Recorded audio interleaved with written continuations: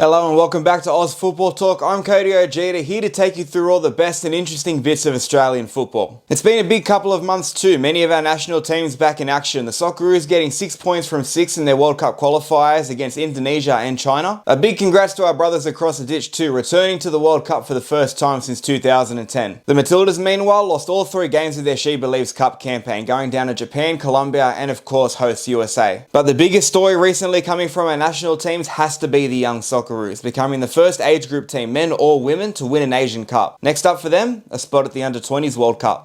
Australia's appearances at Youth Men's World Cups tend to be few and far between. The last time we made one was 2019, the Joeys reaching the round of 16 at the Under-17s World Cup. For the Young Socceroos, they haven't made their respective World Cups since 2013, when the likes of Jackson Irvine, Jamie McLaren and Adam Taggart were eligible for the age group. The side's record was positive in the early years of Asia. Apart from a quarter-final exit in 2006, the Young Socceroos reached the Final Four in 3 straight tournaments between 2008 and 2012, meaning qualification to the Under-20s World Cup on each of those occasions. Since then, however, they've failed to qualify for the next 4 editions, going out in the group stage of the then Under-19s Asian Cup twice, before 2 quarter-final exits in the last 2 editions of the tournament. The last campaign though showed some signs of promise, coming second in their group only on head-to-head, the best goal difference from anyone in the tournament thanks to a 9-1 win over Qatar, before falling to host Uzbekistan on penalties, who went on to win the tournament. Heading into the 2025-20s Asian Cup, the biggest difference from previous squads was that just about every domestic-based player was a senior member for their clubs, many playing regular A-League football too. Combine that with players like Stephen Hall, Moussa Toure and Daniel Benny, who gained good senior experience before moving overseas, and talented overseas-based players in Paul Ocon Jr., Luis Augusti and Sebastian Esposito, there was real promise in this squad, and they showed why straight away. A 5-1 win over Kyrgyzstan set the tone for a quality group stage display, which included a win over host China. The Young Socceroos had topped their group for the first time since 2012, which meant a quarter-final tie with Iraq. One thing to take note of here is the Young Socceroos had never won a knockout match at this tournament after going behind. Here, they conceded first. Jovanovic equalised just for Iraq to score again 4 minutes later. In the second half though, Kikianis equalised just after the hour mark, and in the 76th minute, Battleado did this to put the Young Socceroos ahead. Daniel Benny's turn now. Early cross. Musa heads it away. Second ball, the follow! The side came from behind twice, something they haven't been able to do before at this tournament, to secure a spot in the semi-finals and a spot at the Under-20s World Cup for the first time in 12 years. Turns out, they weren't done yet. Japan awaited them in the semi-finals, and Asian and Australian men's team has not beaten since 2014. But this side didn't just beat Japan, they completely outplayed them, dominating in a 2-0 win, to make the final for the first time since 2012. There they faced Saudi Arabia, where in normal time a Luis Augusti goal was cancelled out by a Talal Haji equaliser on the stroke of half-time. Eventually going to penalties, the Young Socceroos came out on top, thanks to some Stephen Hall heroics. So not only did this side make the 20s World Cup for the first time since 2013, beat Japan for the country's first time since 2014 in the men's game, and came from behind to win a knockout match in the 20s Asian Cup for the first time, but then went where no Australian side at youth level, men's or women's, has gone before in an age group tournament. Insane. Next for the Young Socceroos, the 20s World Cup in Chile. Since the federations moved to Asia, the Young Socceroos haven't progressed beyond the group stage of the tournament. The last time they were able to do that was in 2003. In terms of our best appearances, we've made the semi-finals twice in 1991 and 1993, the latter on home soil, but just being a part of this tournament is a big opportunity for this crop of players, getting the chance to showcase themselves on a world stage in front of scouts for the biggest clubs in the world. New Zealand Cypriot Singh saw the benefits of performing well in this tournament, earning a move to Bayern Munich off the back of the 2019 edition. Australia's chances at this tournament, it's hard to gauge just yet, but considering the level they were able to play at in the Asian Cup, plus the fact that the likes of Nestori Irankunda, Anthony Pavlicic, Dylan Leonard, Marcus Yunus, Miguel DePizio, Zane Schreiber, and Thomas Waddingham, to name a few, are eligible for this tournament too, it's a side worth buying into. A massive opportunity for a really promising group of players, and hopefully when they do go to the World Cup, as many people across the country buy into them as possible. Turning our attention to domestic football, and it's been a chaotic 2 months for the A-League. 18 games across the men's and women's competition saw 5 goals or more. The highlights there being a thrilling Sydney derby, an Auckland thumping of their Kiwi counterparts Wellington Phoenix, a 5-4 between Macarthur and Adelaide, and Western beating Canberra 4-3 on a Friday night under the lights in Tarnay. In really positive news, Football Australia launched the Australian Championship, a post-season competition featuring all the national second division sides and the NPL champions across the country, as a precursor to what will be a fully professional home and away second tier competition. Speaking of, NPL competitions across the country are starting to get underway, with some interesting storylines playing out already, including a strong run from Preston, highlighted by their win over South Melbourne in front of an almost 10,000 strong crowd, a massive achievement for a club at that level. There's plenty of sides across the country doing bits in the NPL, so to keep track of all of them, here's the first edition of NPL Power Rankings.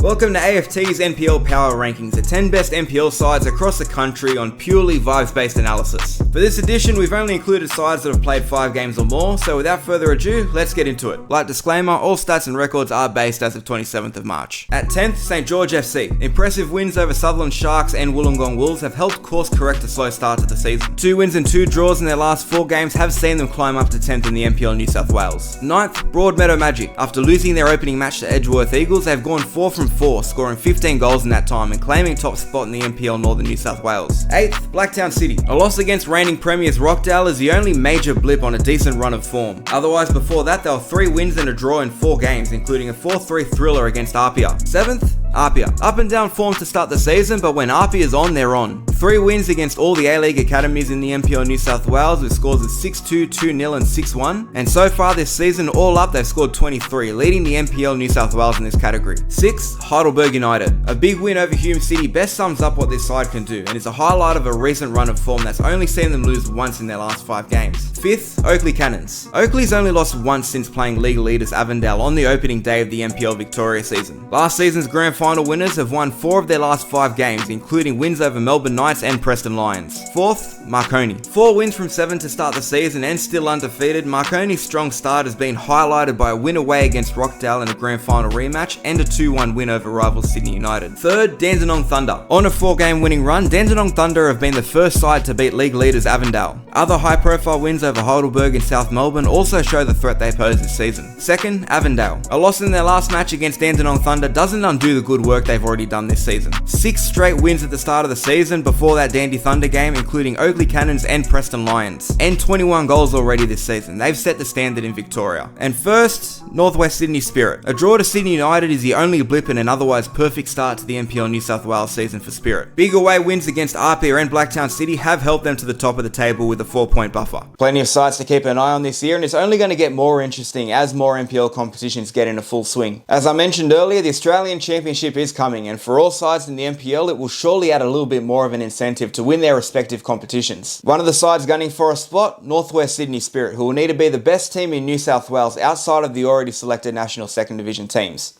No easy feat, but their start to 2025 has already caught the eye.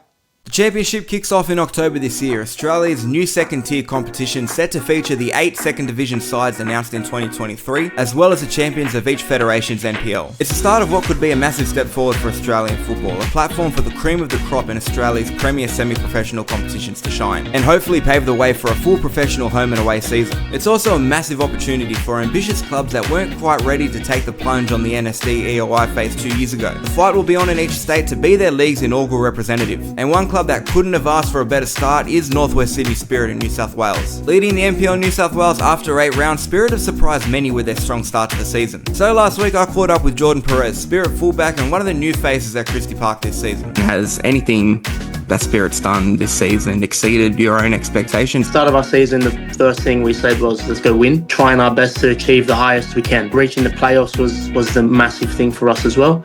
And being first on the table at the moment with a buffer, can't ask more than that. The biggest statement Spirit have made is thumping wins over Blacktown City and Apia, both away from home. I think that just shows that we're a big team this year. I mean, we had high goals from the get-go. I'm sure we exceeded everyone's expectations by keeping 2 clean sheets away from home at 2 historic clubs in the league. It just says enough in itself what we think we can achieve this year. It hasn't been all straightforward though. Narrow wins against Sydney FC, Western Sydney Wanderers and Manly have tested the side's resolve. Pre-season we gelled as a team. We have chat, we talk, we go out. A lot of love, respect and care for each other, not just as players but as people. It's a stark contrast to last season for Spirit. They didn't manage a single win in their first 6 games, only managing 4 goals in this period too. This season however, with 5 wins on the bounce, finding the back of the net 13 times in this period and keeping 3 clean sheets in the process. For the club though, there was always a belief this season would be different. When I first sat down with Perker before I even had signed for the club, he said our goal was to make playoffs. When I had that meeting with him, he was very positive of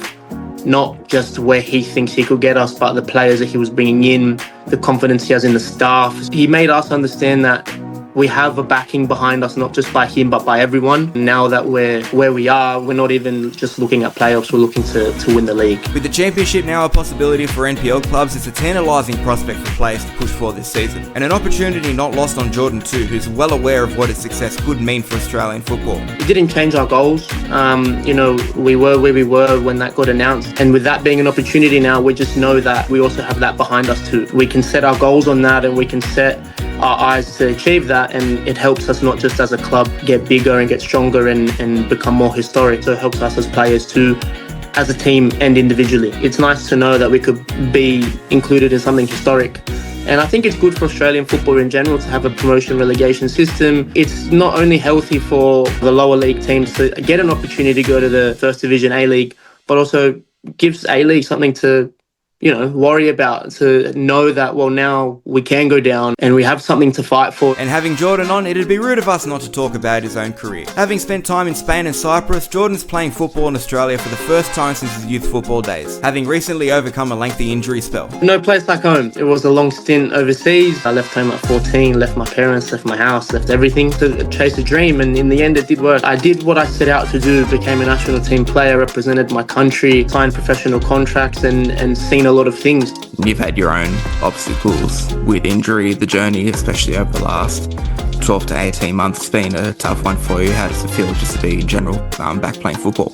Yeah, I mean, football's home, you go on a pitch and you forget about your problems, and wasn't able to do that properly for 18 months. Misdiagnoses and injuries, surgery, it hit you, and it was a really long road back. You look back and you think, I wouldn't be the person I am, not only on the pitch but off the pitch, without having gone through that struggle in that journey. Obviously those last 12 to 18 months probably hasn't been the kindest to you. What are you hoping out of the next 12 to 18 months? Representing the country again is my biggest thing at the moment. The only thing that I care about at the moment is getting good performances on the pitch, doing everything I can, getting this season done with, healthy, getting the club's opportunities and club's chances, and then from there, wherever the road takes me, it takes me. But the main thing is that I'll be happy, I'll be healthy, and do the best that I can to get me there. Brought to Spirit this season by David Perkovic, one of the leading coaches in the NPL, the potential's there for a big season for both player and club. Perk is great.